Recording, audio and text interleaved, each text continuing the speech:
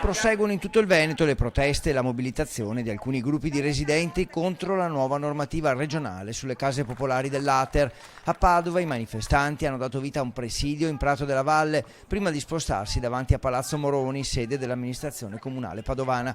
A spiegare pubblicamente la loro situazione alcuni inquilini, convinti che la nuova normativa penalizzi le fasce più deboli, e così le proteste proseguiranno anche nei prossimi giorni. Padova chiaramente ci stiamo organizzando per la nostra città, lanceremo un appuntamento per giovedì mattina alle ore 10 sotto la sede dell'Ater come abbiamo fatto. Riteniamo sia fondamentale farlo perché siamo molto arrabbiati rispetto alle dichiarazioni fatte da Zaramella. Prima però gli organizzatori vogliono completare la formazione di comitati nei capoluoghi veneti e nei quartieri più popolosi, le ultime arrivate Este e Vigonza. Nei prossimi giorni a Padova assemblee nei vari quartieri e manifestazione collettiva a Treviso per lunedì. Stanno arrivando, sottolineano, raccomandate con variazioni nell'affitto anche a chi non le aveva ancora ricevute. Chi ha deciso personalmente con coscienza di pagare l'affitto vecchio e non l'affitto nuovo continuerà a farlo, noi saremo con loro fino alla fine e li difenderemo. Secondo i manifestanti, chi continua a pagare l'importo del vecchio affitto non può essere considerato moroso.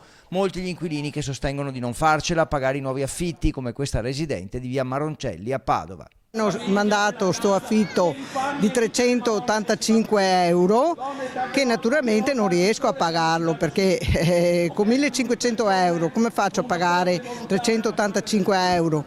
Paghi quello, mangi e ho anche dei piccoli debiti da pagare, per cui cosa posso fare? Devo andare a rubare o devo andare in prestito ancora soldi? Sono costretta ad andare a essere morosa.